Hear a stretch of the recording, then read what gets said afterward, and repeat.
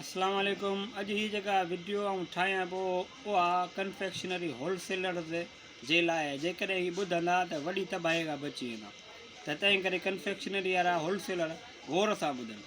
थींदो ईअं आहे थींदो ईअं आहे त पाण पंहिंजे इलाइक़े में यानी मटियारी डिस्ट्रिक्ट में जेॾी महिल कणिक जी सीज़न शुरू थींदी आहे या फुटुनि जी सीज़न शुरू थींदी आहे त हिकिड़ा ग्राहक नवां ईंदा आहिनि।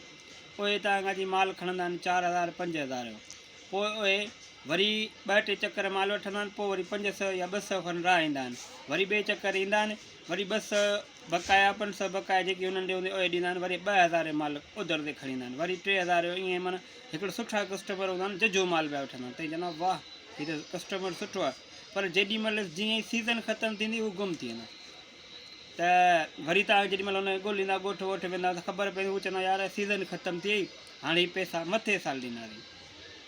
त मथे साल ॾींदासीं, ठीकु आहे। तव्हां कीअं बि करे माना पंहिंजो वक़्तु गुज़ारे वरी ॿी सीज़न में साॻियो ईंदो ई कोन, या ईंदो त वरी त चवंदा त हू पैसा त चवंदो उहे त पुराणा पैसा आहिनि न, हीअ नवां वठि। वरी इन्हनि में बि कोशिशि कंदो, हिन में बि राहियां ऐं करियां। हू कंदो असल में छा आहे, जेके तव्हां पैसा माना 10,000 15,000 20,000 त हिकिड़े दुकानदार 10,000 ॿिए दुकानदार खे आख़िर में जेॾी महिल सीज़न ख़तमु थींदी आहे त बकरी या मेंह वठी पंहिंजो गुज़र सफ़र पियो कंदो आहे ऐं तव्हांजा पैसा छुटा।